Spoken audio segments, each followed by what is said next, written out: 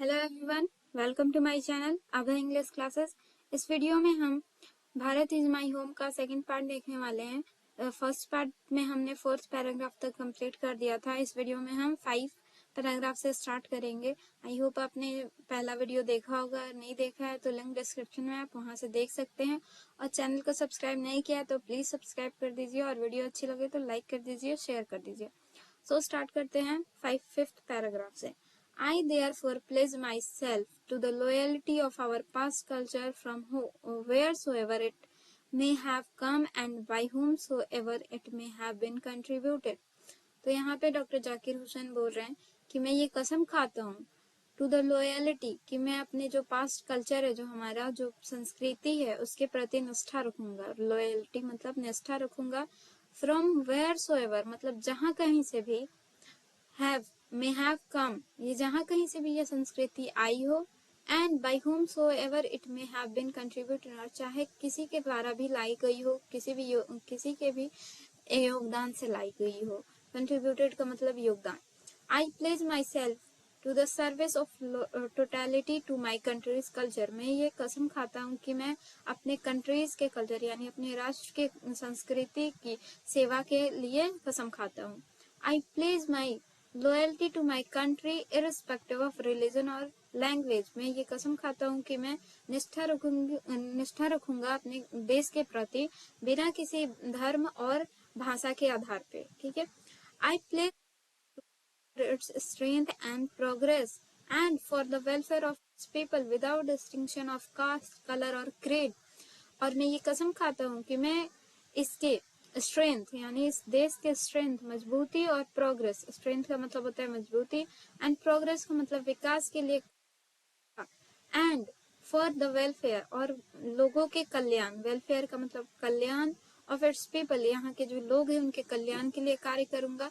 Without distinction बिना किसी भेदभाव के, ऑफ कास्ट यानी जाति, कलर और क्रीड, क्रीड का मतलब कि धर्म मानने वाले, कोई भी पंथ मतलब किसी भी धर्म के आधार पे, कलर के आधार पे मतलब रंग के आधार पे, और किसी भी जाति के आधार पे मैं कोई बिना भेदभाव किए सारे लोगों के लिए कल्याण का काम करूंगा।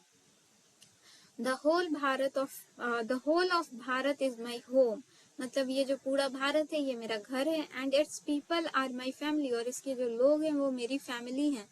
The people have chosen to make me the head of this family for a certain time। और यहाँ के लोगों ने मुझे चुना है इस फैमिली का हेड बनाने के लिए। for a certain time मतलब इस फैमिली का मुखिया बनाने के लिए कुछ निश्चित समय के लिए। certain मतलब निश्चित समय के लिए। It shall be my earnest endeavor to seek to make this home strong and beautiful। और ये मेरा earnest यानी मेरा सतत प्रयास रहेगा। endeavor का मतलब होता है प्रयास, कोशिश। ये मेरे मतलब कोशिश रहेगी कि मैं इस घर को strong मतलब मजबूत और सुंदर बना सकूं। A worthy home for a great people। एक वर्दी का मतलब होता है कि लायक, ठीक है। एक लायक घर मतलब रहने लायक घर बना सकूं। For a great people engaged in fascinating task of building up a just and prosperous and graceful life। यहाँ के ग्रेट लोगों के लिए जो इंगेज होंगे इन फैसिनेटिंग टास्क, फैसिनेटिंग मतलब होता है आकर्षक, एक आकर्षक काम को करने के लिए मतलब आकर्षक काम उनके पास रहेगा। और बिल्डिंग अप मतलब बनाऊंगा, अ जस्ट यानी न्यायपूर्ण, अ प्रॉस्पेरस मतलब समृद्ध, और एक ग्रेसफुल यानी ग्रेसफुल मतलब सुंदर, सुखद जीवन बनाने के लिए मैं ये सारी चीजें कोशिश करूंगा। ठीक है। नेक्स्ट पैराग्राफ देखते हैं। The family is big. जो फैमिली है मतलब जो भारत का जो लोग है या फिर जो भारत के जो सारे लोग हैं मेरी फैमिली, और जो फैमिली है वो बहुत बड़ी है। And is constantly growing at a rather inconveniently fast pace.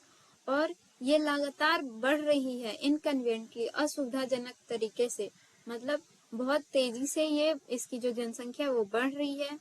We shall each one of us, we shall मतलब हमारे में से प्रत्येक, ईच वन ऑफ अस का मतलब हम में से प्रत्येक व्यक्ति, हैव टू पार्टिसिपेट मतलब अनस्प्रिंगली मतलब बिना छूटे हुए, बिना चुके हुए, हम सभी को पार्टिसिपेट करना पड़ेगा, भाग लेना पड़ेगा। इन बिल्डिंग इट्स न्यू लाइफ, इसके जो नए जीवन है उसको बनाने के लिए।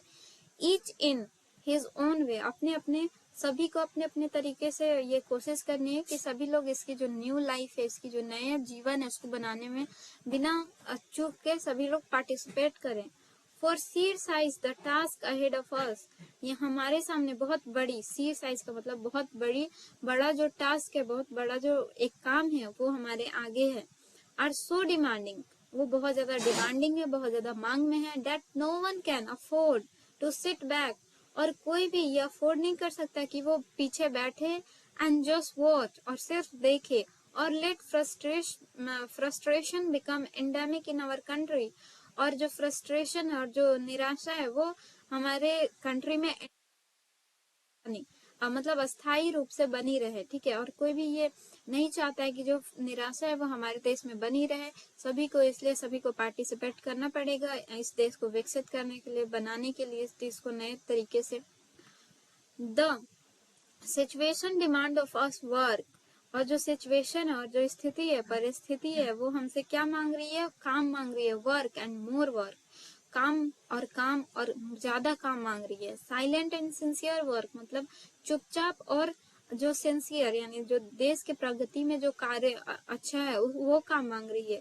सॉलिड एंड स्टेडी, मतलब एक ठोस और लगातार reconstruction of whole material and cultural life of our people, और और फिर से लगातार मतलब ठोस, लगातार रिकंस्ट्रक्शन मतलब पुनः निर्माण of whole material and cultural life of people, मतलब जिससे कि हो सके हमारे लोगों का होल मटेरियल एंड पूर्ण भौतिक और जो सांस्कृतिक लाइफ है, जो सांस्कृतिक जीवन है, उसको बनाने के लिए हमें क्या करना होगा? काम करना होगा, बहुत ज्यादा काम करना होगा, ठीक है।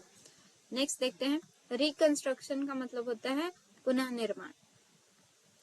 This work as I see it, और ये वर्क जैसे कि मैं देख रहा हूँ, हैज टू एस्पेक्ट, इसके दो एस्पेक्ट्स हैं, दो पहलू हैं। Work on one self and work for the society. पहला जो वर्क है वो खुद पे काम करना, मतलब खुद के अंदर खुद के जो कमियां हैं उसको सुधारना, एंड फॉर द सोसाइटी, और दूसरा सोसाइटी के लिए यानी समाज के लिए काम करना। अराउंड मतलब जो हमारे आसपास जो सोसाइटी है उसके लिए काम करना। They are mutually fruitful aspects of our work, और दोनों ही जो एस्पेक्ट्स हैं यानी दोनों जो पहलू हैं फ्रूटफुल हैं। फ्रूटफुल का मतलब है लाभदायक है। This the work on oneself is to follow the urge towards moral development as a free person and self-imposed discipline। self-imposed discipline का मतलब हो गया, मतलब खुद से लगाया गया डिसिप्लिन, मतलब खुद पे खुद से लगाया हुआ डिसिप्लिन, मतलब खुद को हमें एक अनुशासन में रखना है। और एज अ फ्री पर्सन मतलब एक स्वतंत्र व्यक्ति के रूप में अपना नैतिक विकास करना है। इसका one self, work on one self का मतलब हुआ कि हमें खुद पे अनुशासन रखते हुए एक स्वतंत्र व्यक्ति के रूप में अपना नैतिक विकास करना है। And which alone can render that development possible, और यही एक अकेला है जो हमारे देश को विकसित कर सकता है। It's and product is a free moral personality, और इसका जो अंतिम जो उत्पाद होगा वो क्या होगा? एक फ्री मतलब एक स्वतंत्र नैतिक व्यक्तित्व होगा। We can neglect the end product only at our peril, और इसलिए हम इस एंड प्रोडक्ट यानी जो हमारे पे खुद पे अनुशासन लगा के एक व्यक्ति, स्वतंत्र व्यक्ति के रूप में जो हमारा नैतिक विकास होगा, उसको सिर्फ हम अपने पेरिल यानी अपने ही जोखिम, अपने खतरे पे ही नेग्लेक्ट कर सकते हैं, अनदेखा कर सकते हैं। This end product cannot sustain itself without seeking and exercising itself to bring about the, और ये जो एंड प्रोडक्ट है ये कैन नॉट सस्टेन यानी ये जिंदा नहीं रह सकता, विदाउट सीकिंग मतलब बिना खोजे और एक्सरसाइज यानी बिना किसी अभ्यास के, about the approximately of the society to which it privileged to serve to a better, a juster and a more graceful way of life।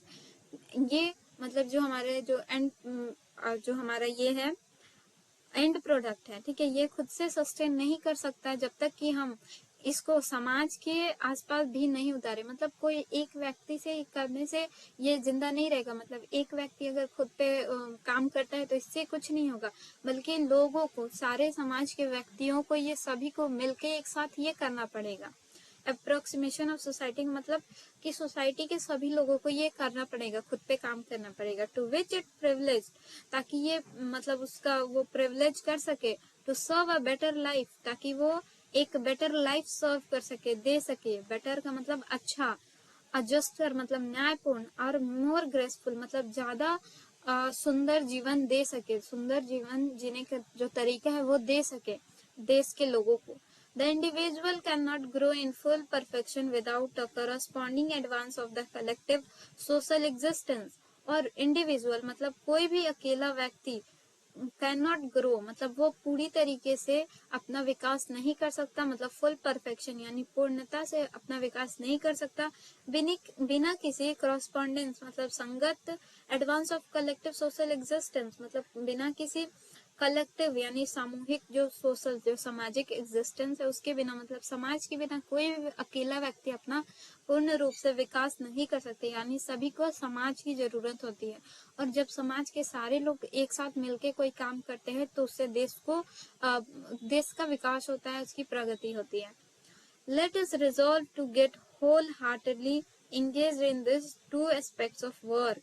और इसलिए चलिए हम कसम खाते हैं, रिजॉल्व का मतलब हम ये शपथ लेते हैं या फिर हम कसम खाते हैं अपने पूर्ण अपने दिल पे पूरी तरीके से हाथ रख के, engaged in these two aspects of work, कि हम इन दो एस्पेक्ट्स हैं यानी जो कार्य के जो दो पहलू हैं इसको करेंगे, इंडिविजुअल एंड सोशल यानी खुद पे कार्य और समाज के लिए कार्य।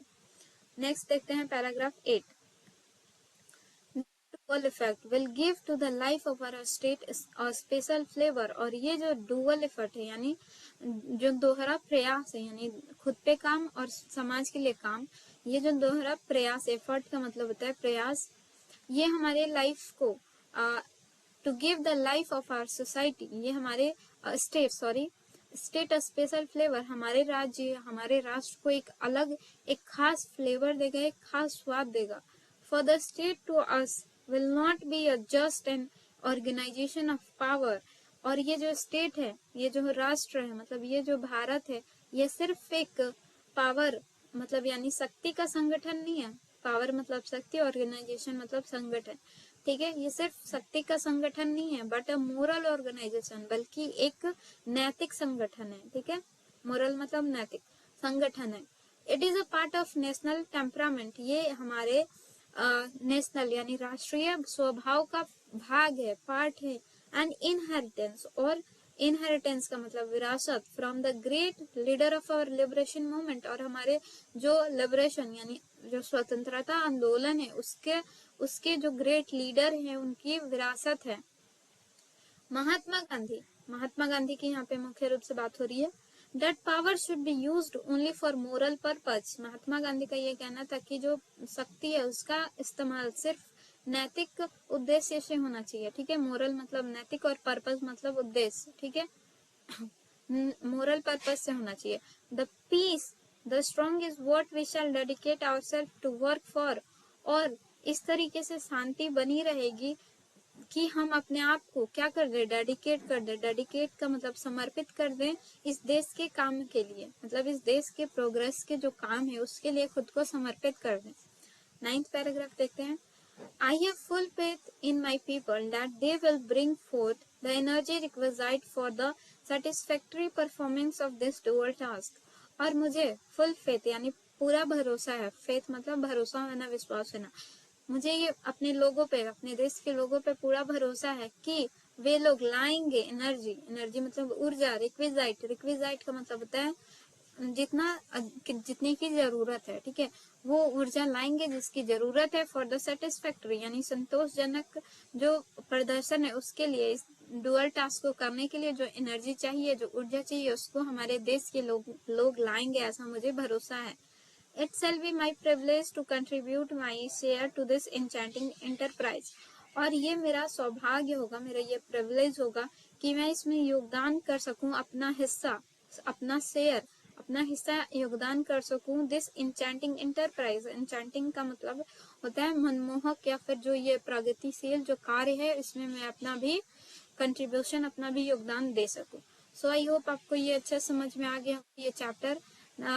हर चैप्टर का जब हम प्रोज पूरा कंप्लीट कर देंगे तब हर चैप्टर का क्वेश्चन आंसर एंड समरी का वीडियो भी आएगा। सो मेरे चैनल को सब्सक्राइब कर दीजिए और वीडियो अच्छी लगे तो प्लीज लाइक कर दीजिए। Thank you for watching.